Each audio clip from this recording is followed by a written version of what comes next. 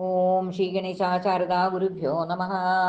സദാശിവസമാരംഭാം വ്യാസശങ്കരമധ്യമാം അസ്മദാചാര്യപര്യന്താം വന്ദേ ഗുരുപരമ്പരാം.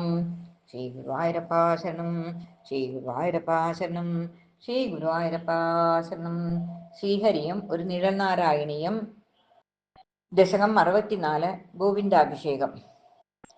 ഗോവർദ്ധന പർവ്വതത്തെ കൂടയാക്കിയതോ കണ്ടു ഗോപവൃന്ദം നിശ്ചയിച്ചു കണ്ണൻ ലോകേശൻ. നന്ദഗോപരോടു അവർ പല കുറി ചോദിച്ചല്ലോ, നന്ദനന്ദനൻ തന്നോടെ ജാതകഫലം. പല കുറി ചോദിച്ചപ്പോൾ നന്ദഗോപൻ ചൊല്ലി മെല്ലെ ഗർഗമുനി പറഞ്ഞതാം ജന്മരഹസ്യം. അവിടുത്തെ മഹാത്മ്യത്തെ അറിഞ്ഞോരാ ഗോപന്മാർക്കു സ്നേഹമേറ്റം ബഹുമാനമായിട്ടു മാറി. അപമാനം കൊണ്ടുണ്ടായി തത്വബോധം ദേവേന്ദ്രനും, അഹങ്കാരമെല്ലാം പോയി ഭക്തി വർദ്ധിച്ചു. കാമധേനുവിനോടൊപ്പം ഭൂമിയിലെത്തിയ ഇന്ദ്രൻ കാമോപമാനാകും നിന്റെ കാലിൽ പീഡിച്ചു. കാമധേനു സ്നേഹപൂർവം ചുരത്തിയ പാലുകൊണ്ടു രാമസോദരനു അഭിഷേകം നടത്തി. ഗംഗാജലം കൊണ്ടും ഭക്ത്യ അഭിഷേകം നടത്തിനാൻ. ഗോവിന്ദനാമം ധരിച്ചു പൊന്നുണ്ണിക്കണ്ണൻ. അഖിലമം ലോകങ്ങൾക്കും നാഥനായ ഭഗവാനെ അമ്പാടിനാഥനായി അഭിഷേകം നടത്തി. അമരപൂരിയേക്കാളും വൈകുണ്ഠലോകത്തെക്കാളും അനൂപമ ഐശ്വര്യത്താൽ അമ്പാടി മിന്നി. യമുനയിൽ കുളിക്കുമ്പോൾ നന്ദഗോപനെയോരിക്കൽ വരുണഭൃത്യനോരുവൻ പിടികൂടിനാൻ.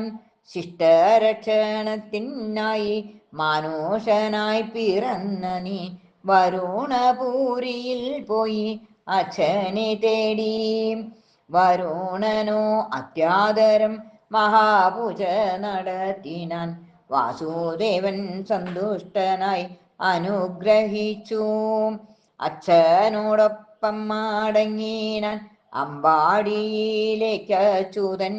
അച്ഛനോദി സംഭവങ്ങൾ വിശദമായി.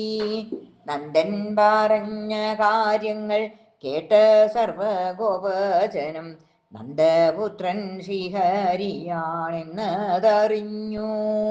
നന്മയേറും ഗോപന്മാർക്കു അനുഭവ വിദ്യമാക്കി നാരായണൻ തൻ്റെ സച്ചിദാനന്ദരൂപം.